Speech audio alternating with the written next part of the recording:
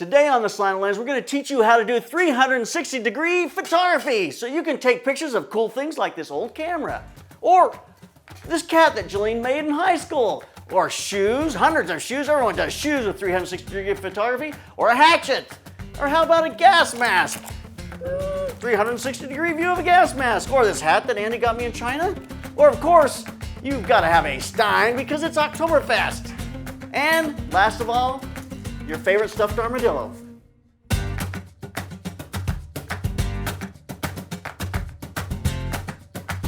So this is the Genie Mini, and we're going to use it today to make a product table, a 360 view of a product. There's a table that Syrup makes that goes with the Genie Mini.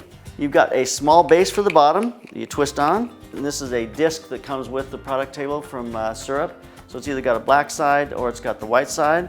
So we can line that up on there, that little dot, and get it right in the middle and know exactly that it's centered. So it's as simple as that. Now in the app that's on your phone, I can do whatever number of photos I want. I can do 6, 8, 10, 20, I can do hundreds if I want to. And if you want to make a animated video, kind of like a time lapse of your product, you may want to do 300 or 400 frames to be able to give you several seconds of the product just moving smoothly around. I've been putting this at 1.5 seconds, which is probably too long for doing strobes and for the small moves that we're doing for 20 frames. I could probably get that down to 1 second, kind of speeds up the process. One of the main reasons you would do this with an image at a time versus just shooting video is that it's super quality. You're shooting raw images so you can manipulate them. It also gives you an incredible amount of detail because you're shooting way more than you're going to get with a video doing this. It just gives you a beautiful image so you can see all the detail and the textures of the products. That's one of the reasons why people would do it. Okay, so this is a top-back product photography lighting. There's several things going on here at one time. We have a white background that rolls out from the back. I've got a softbox that's right above my product and slightly back. So what this does is it lights my background for me, so I now have a white background. It also bounces off from all of this white, so I have a floor, a fill light that's going to fill my entire product. Now I concentrate on the last thing, and that is I want to put in a key light.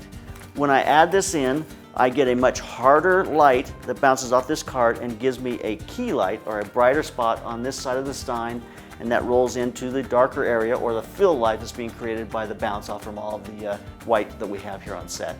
So you can now use this to this becomes your key light basically. You're keying with this piece of foam core that you put in. With regards to like the camera that has all that chrome, well, we're going to want to see that chrome as it goes all the way around. We'll add 2 of these, one on each side, so that's basically a double key and it's making it very flat, but it makes that chrome really live as it goes around. At this point, each product's going to be a little different. You move your cards in and out. As the subject moves around, because of the fill you have in this entire set, it's always going to look good. All right, and now I'll start. I'm going to have Andy slate this for me. Now if I go into Bridge, when I'm trying to find the images, I see the beginning and I see the end. Okay, there's my 12 images. Because sometimes it gets really hard to tell which is the beginning shot and what's the last shot, and this just makes it a whole lot easier. I also, when I shoot one of these things 360, I don't want any kind of stabilization on the lens because it makes your lens jump around. You don't want any of that. Take that off. I'll focus. I can use autofocus to focus if I want, and then I'll shut that off so it's not going to move. I don't want that jumping around either.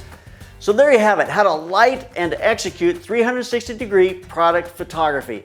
Very useful if you're selling or posting and showing any kind of products for your website, any kind of interaction where you want people to see the product and see all different facets of the product. Now you could do this with a Lazy Susan kind of DIY setup, but it's hard. You've got to mark a spot and you got to rotate it, and it becomes very difficult. You have to sit there and rotate it. The Genie Mini makes it so you can set up your product, set your phone, hit it, and it just shoots, shoot, shoot, shoot. You can prepare your next product. It makes it into an assembly line if you've got to do a lot of these. So at this point, we've got all the images, but you've got to take these into a software to be able to stitch them together. There's a lot of free softwares out there. You don't have to buy them. But if you want that kind of 360-degree interactive where you can kind of scroll back and forth and you can see the shoe move around, you're going to have to spend some money to be able to get a software that's going to do that. It's probably going to cost you a couple $100. So there's how to shoot 360-degree product photography. So keep those cameras rolling and keep on clicking. Trick or treat, smell my feet, give me something I can't eat. SKB cases, you can't eat them, but you can put all your cool stuff in them. Get over to theslanteddlens.com. You can sign up to win one of these today. We have 3 of them. Or of course a Stein in case you're going to be going to Oktoberfest. Ooh, that one scared me. Keep those cameras. 360-degree photography. And of course, the armadillo. You're killing me, Andy. You're so close.